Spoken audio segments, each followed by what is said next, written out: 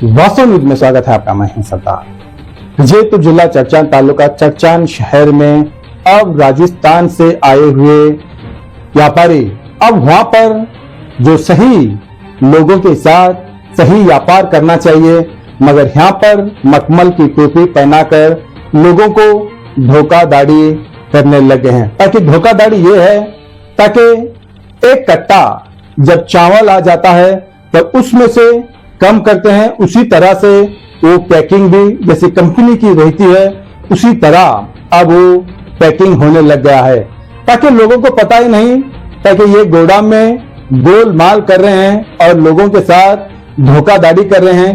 पूरा पैसे लेने के बावजूद भी राजस्थान से आए हुए जो होलसेल किराना दुकानें खोल के रखे हैं, सिर्फ चरचान भीमा तीर में ही नहीं है, ऐसे राजस्थानी दुकानें कहीं शहरों में, गांव में, छोटे मोटे गांव में भी अब ये किराना की दुकानें खोल कर रखी है। लोगों को ये भी पता नहीं है ताकि इनके पीछे गोदाम बनाकर ही अब वो गोलमाल कर रहे हैं। अब उसी तरह चरचान शहर में जो वीडियो बनाए हैं और उसके खिलाफ KRS के पदाधिकारियों ने भी आरोप कर चुके हैं। आरोप करने के बावजूद भी अब तक इस दुकानदार पर क्या FIR हो गया है या फिर इस पर कानूनी कार्रवाई हो गई है क्या नहीं, क्योंकि दुकानदार पर इतना भरोसा होता है। अब सबसे ज्यादा अपने ही शहर के लोगों को पर शहर के लोगों का ही भरोसा नहीं है, उतना जो दूसरे राज्यों से आए हुए लोगों पर, उन व्यापारियों पर कर्नाटक के लोग, छोटे मोटे गांव के लोग भी, यानी कि राजस्थान कहने के बाद उनको इतना इज्जत देते हैं और उनको इतना मर्यादा देते हैं और ये भी नहीं सोच पाते ताकि ये लोगों के साथ धोखाधड़ी करेंगे। बिल्कुल ही इनके पर शक नहीं कर सकते कर्नाटक के लोग, चाहे कोई भी दिशा के हो, मगर नहीं कर सकते।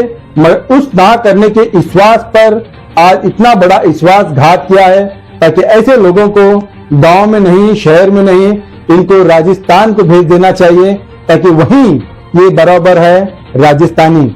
हम ये नहीं कहने लगे ताकि राजस्थानी भी हमारे देश के लोग हैं, हमारे भारत देश के वासी है वो भी, मगर इसलिए वहां भेजना पड़ता है इनको वापस, ताकि ये कर्नाटक में जगह जगहों पर आकर, गांव गांव में, शहर में आकर जो धोखाधड़ी कर रहे हैं, ऐसे लोगों को ऐसा ही पनिशमेंट मिलना चाहिए, ऐसी ही सजा मिलना चाहिए ताकि आइंदा कोई भी राजस्थानी आकर धोखाधड़ी ना कर सके। अब तो यहाँ पर बहुत सारे लोग भी बात भी कर चुके हैं, कुछ लोग इनको इज्जत भी दे चुके हैं ताकि शायद कुछ लोग वार्निंग भी दे गए, शायद ऐसा भी होगा ताकि इतना करने के बावजूद भी इस गांव में, नाम तो सुने होंगे, गांव का नाम तो चरचान है मगर भीमा तीर से जाना जाता है। क्या इनको भी क्या भीमा तीर की हवा लग गई ताकि ये भी गोलमाल में उतर गए, ताकि इसी लोगों को यहाँ पर आकर, यहाँ का खाकर, वहीं पर रहकर, अपनी यहीं पर एक व्यापार बनाकर यहाँ के लोगों को ही धोखा देते हैं। तो हर चीज ऐसे लोगों को यहाँ पर जगह नहीं देना चाहिए। ताकि ना जाने ये तो मिल गया है ताकि वीडियो में तो आ गए हैं, अगर ना जाने ऐसे कहीं राजस्थानी लोग गांव में, शहर में, तालुका में और इतने लोग आकर बस गए हैं ताकि ना जाने कब से ना जाने धोखा देने लग गए हैं, ये लोगों को पता ही नहीं है। अब मिसाल के तौर पर आप चरचान भीमा तीर में अब यही चल रहा है। आइए देखेंगे एक रिपोर्ट में।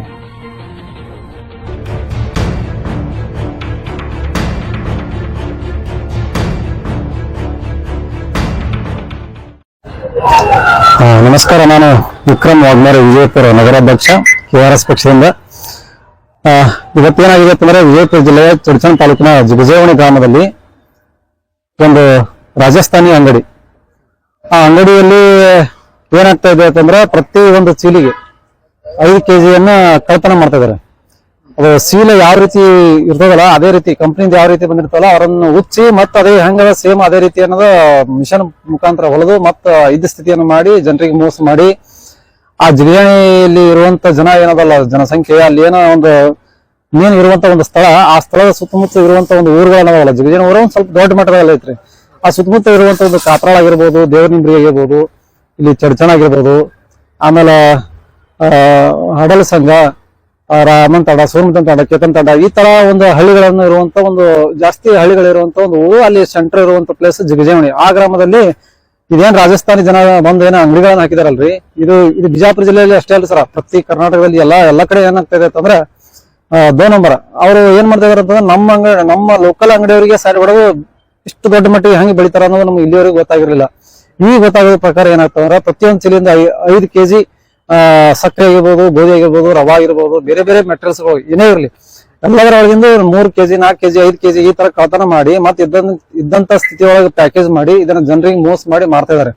ಇದನ್ನ ನಮಗೆ ಬೆಳಕಿಗೆ ಬಂದಿದ್ದು ಮೊನ್ನೆ ಅದು ಏನೋ ಮಾಲಕನ ಹೆಸರು ಗೌತಮ್ ಅಂತಂದು, ಅಲ್ಲಿ ಕೆಲಸಗಾರ ಕಿಸಾನ್ ಅಂತಂದು, ಅವ್ರೇನ್ ಮಾಡಿ ಅವ್ರಿಬ್ಬರು ನಡುವರ್ಕ ಜಗಳ ಆದ ತಕ್ಷಣ ಇವ ಕಿಸಾನ್ ಇರುವಂತ ಒಬ್ಬ ವ್ಯಕ್ತಿ ಏನ್ ಮಾಡಿದ ವಿಡಿಯೋ ಮಾಡಿ ಅವನು ನಮ್ಮನ್ನ ಬಿಟ್ಟಿದ್ದ ವಾಟ್ಸಪ್ಪಿಗೆ.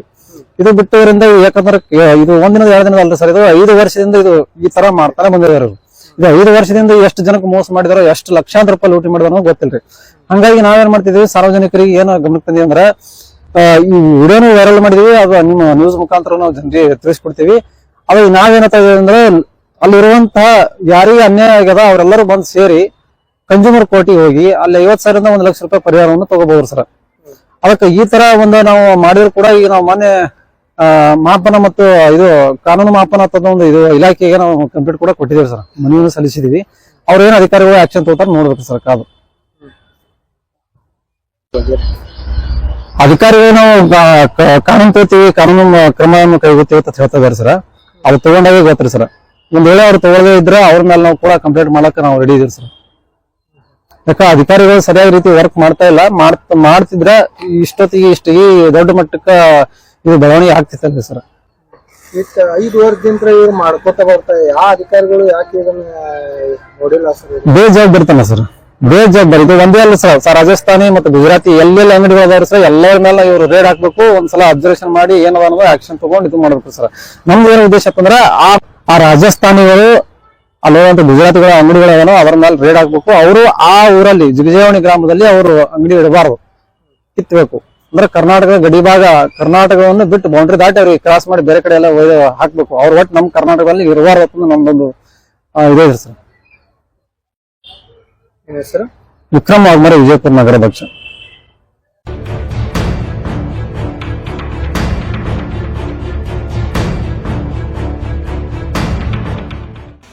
ಫಸ್ಟಿಗೆ ಅಂಗಡಿ ತಗೊಂಡ್ ನಮ್ಮೂರ ಬಂದ್ರವ್ರು ಊರ ಎಲ್ಲ ಅಂಗಡಿಯವ್ರು ಕೂಡದೇವು.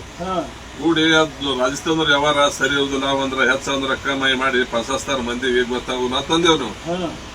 ಊರನ್ನ 4 ಮಂದಿ ದೊಡ್ಡವ್ರು ತೇಳಿ ನಮ್ ಬಾಜಿ ಅವರು ಟಿಪಿ ಅವರು ಎಲ್ಲ ಕರ್ಸಿದ್ರ, ಕುಡ್ಕಾಣಿ ದತ್ತಾತ್ರ ಎಲ್ಲ ಹನುಮಂದ್ರ ಗುಡಿ ಬಂದ್ ಕೂತ್ ಎಲ್ಲ ಮಂದಿ ಎಲ್ಲ ಕೂಡಿದ್ರು. ಅದ ಕೂಡ ಅವ್ರು ಇರ್ಲಿ ಅನ್ನೋ ಮಾತಾಡಿದ್ರು. ನಮ್ಗೇನೋ ತುಟ್ಟಿ ಆಗ್ತದ, ಊರಿಗೆ ತುಟ್ಟಿ ಆಗ್ತದ, ನಮ್ಗೇನೋ ಫರಕ್ ಆಗ್ತದ, ಯಾಕಿರ್ಲಾಕ ತಂದೆವು. ಇದ್ರ ಇರ್ಲಕ್ಕ ಅಂಗಡಿ ಮಾಡಿ ಮಾಡ್ಕಿಸಿ ಚಂದ ನಡೆಸಬೇಕಿಲ್ಲ. ತರುವಂತ ಚೀಲ ಹರಿದು 3-4 ಕಿಲೋ ತಕೊಳ್ಳುದು ಅಂತ ಬಾಯಿ ಹಚ್ಚುದು, ಈ ಮಾಡ್ಕಿಸಿಂದ ಇಡೀ ಊರಿಗೆ ಈ ರೀತಿ ಆಟ ಆಡ್ತಾರ. ಅದು ಹೆಂಗ್ ಹೊರಗೆ ಬಿತ್ತು ಅವ್ರಿಗೆ ಆದ್ರ ಅಂದ್ರ ಅವ್ರವ್ರೊಳಗೆ ಜಗಳ ಬತ್ತು. ಅವನೇ ಅವ್ರ ಅಂಗಡಿಯಾಗಿದ್ದ ರಾಜಸ್ಥಾನ ವಿಡಿಯೋ ಮಾಡಿ ಎಲ್ಲ ಕಡೆ ಬಿಟ್ಟಾನೆ. ಈಗ ಎಲ್ಲಾ ಮಂದಿ ಗೊತ್ತಾಗ್ಯದ ಅವ್ರ ಆದ್ರ ಆಗ್ಯದ. ಮತ್ತೆ ಅದು ಏನ್ ಮಾಡ್ತಾರ ನಾವ್ ಒಬ್ರಿಗೆ ಇಡೀ ಊರಿಗೆ ಪಸಾಸ್ತಾರ, ನಮಗಂತೂ ಪಸಾಸಲ್ಲ. ಎಲ್ಲರಿಗೂ ಸಂಬಂಧಪಟ್ಟ ಊರಿಗೆ ಸಂಬಂಧಪಟ್ಟದ್ರ ಮತ್ತೆ ಯಾರು ಮಾಡ್ತಾರ ಊರಿನಲ್ಲಿ ಕೂಡ್ಕಿಸಿಂದ ನಾವ್ ಯಾರು ಮಾಡಕ್ ಇರ್ಲಿ ಅಂದಾರ. ಮತ್ತೆ ಈಗ ಏನಂತಾರ ಕೇಳ್ಬೇಕ, ಊರಿಗೆ ಬೇಕಾಗ್ಯದ ಅಂದ್ರೆ ನಮಗೂ ಹಾಕಿ ಇರ್ಲಕ್ಕೆ ತಂದಿದ್ದೇವೆ ನಾವು.